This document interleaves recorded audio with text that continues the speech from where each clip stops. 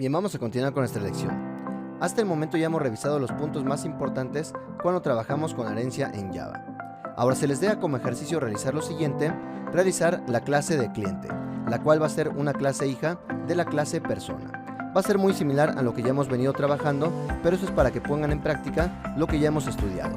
Así que van a definir su clase cliente, que va a ser extends de la clase persona, y van a definir los siguientes atributos.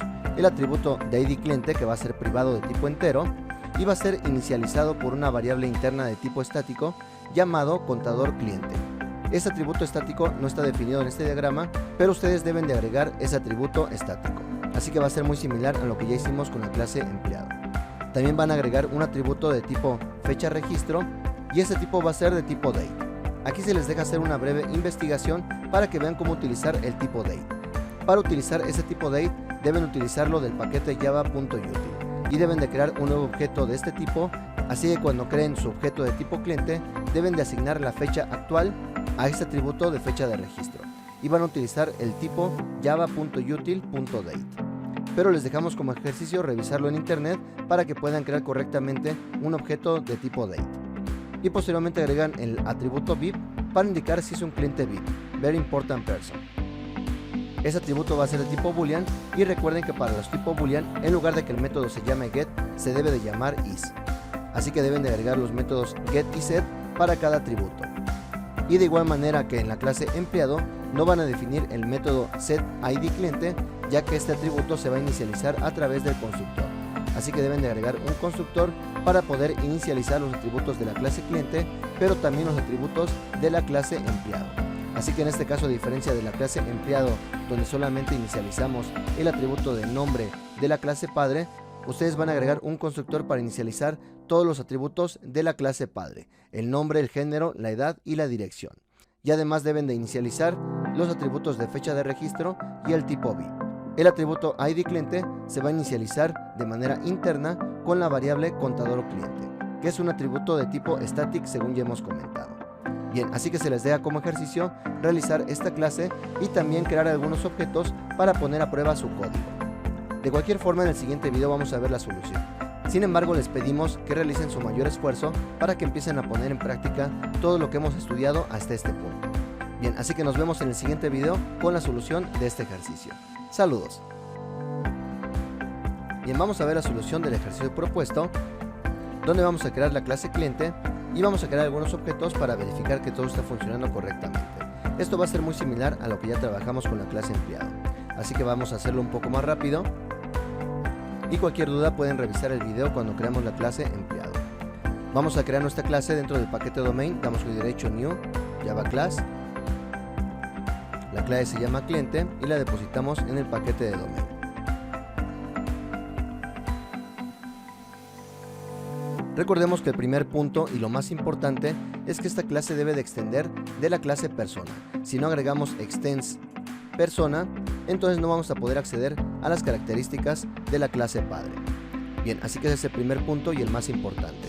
Posteriormente vamos a definir algunos atributos según el diagrama de clases que hemos visto.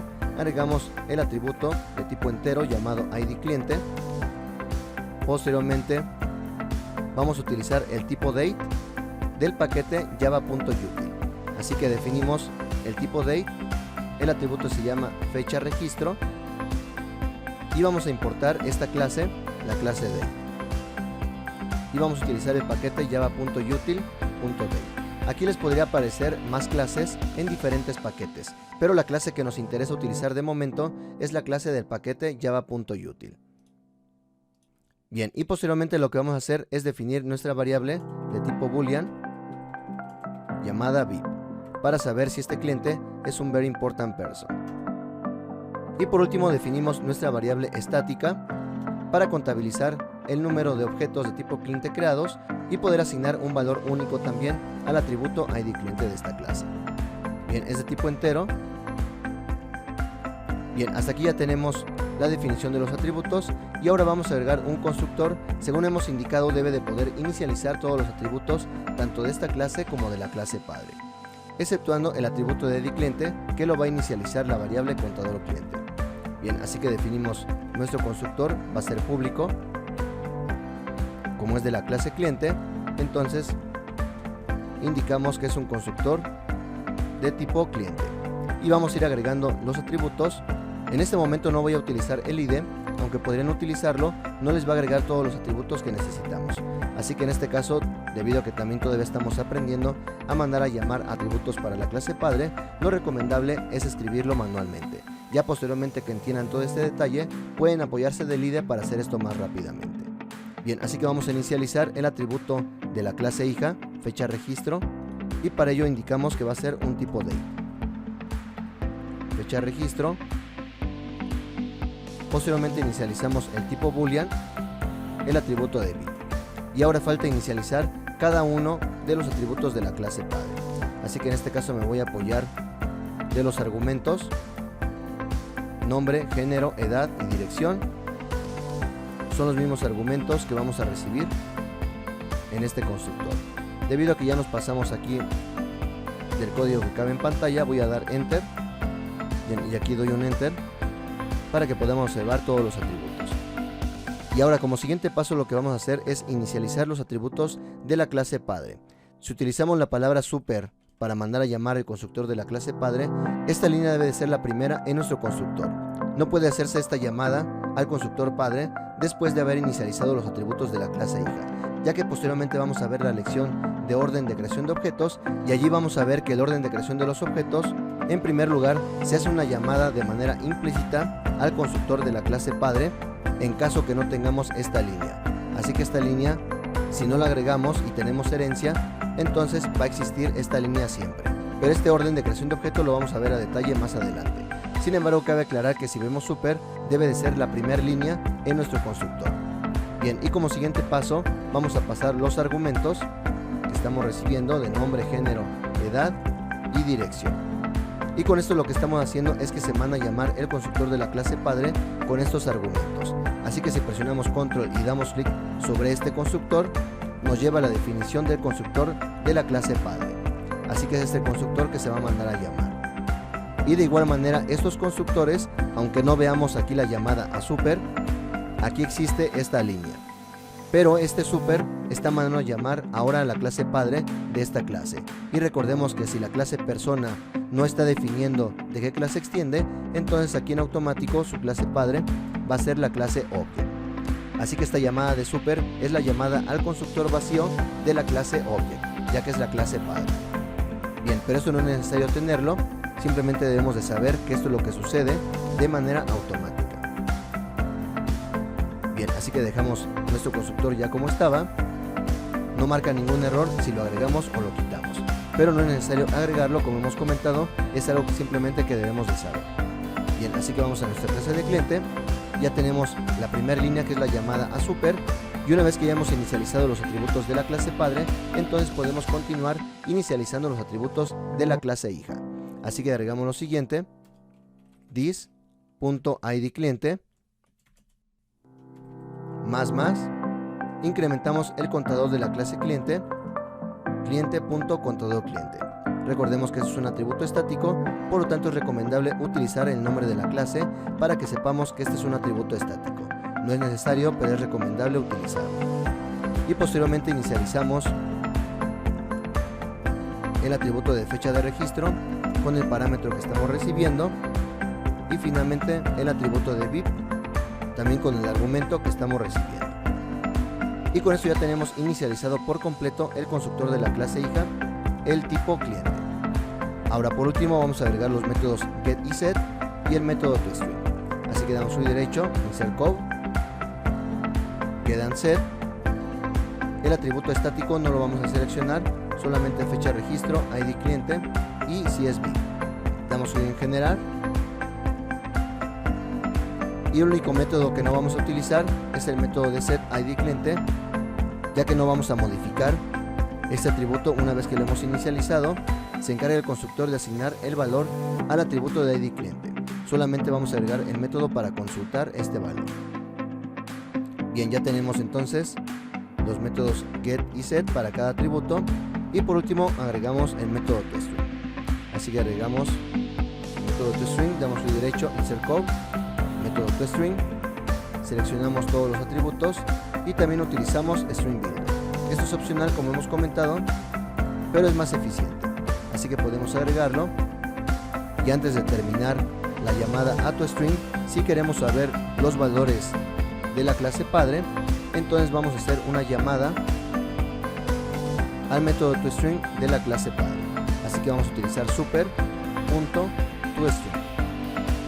Bien, y con esto lo que vamos a hacer es no solamente imprimir los valores de la clase hija, sino que también con esta llamada imprimimos todos los valores de los atributos de la clase padre.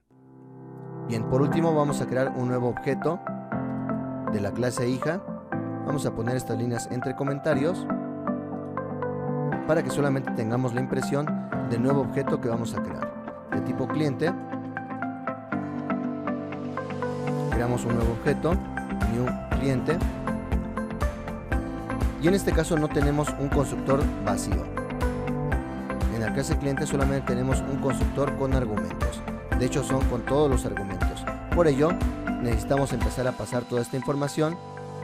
Vamos a importar esta clase, la importamos del paquete domain, damos control espacio en el constructor y podemos observar que nos pide toda la información.